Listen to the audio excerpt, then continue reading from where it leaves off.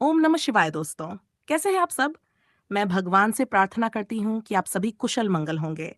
आपका स्वागत है मेरी जिंदगी की डायरी में, जहाँ मैं अपने जीवन की सच्ची घटनाएं आपसे साझा करती हूँ।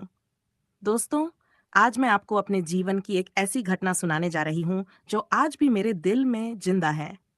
ये बात तब की है जब मैं 8वीं कक्षा में थी। फाइनल एग्जाम चल रहे थे।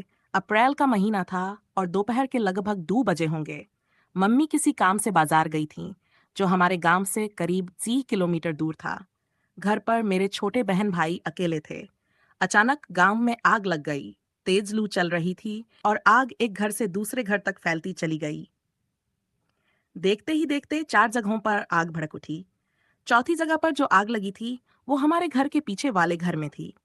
हमारे घर में उस वक्त कोई बड़ा नहीं था। गांव वालों ने समझदारी दिखाई।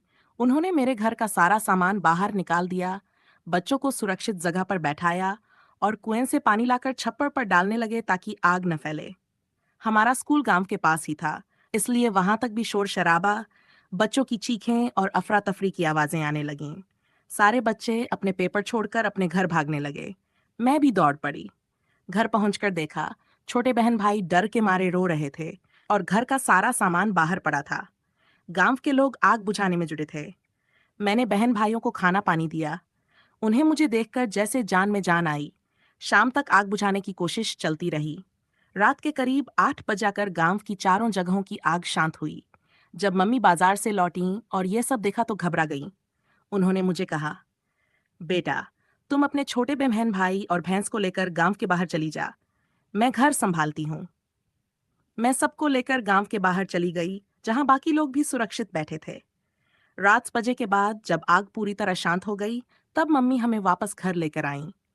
हमने सारा सामान वापस अंदर रखा, खाना बनाया, भैंस को चारा दिया और फिर उस थकान भरे दिन के बाद खाना खाकर सो गए।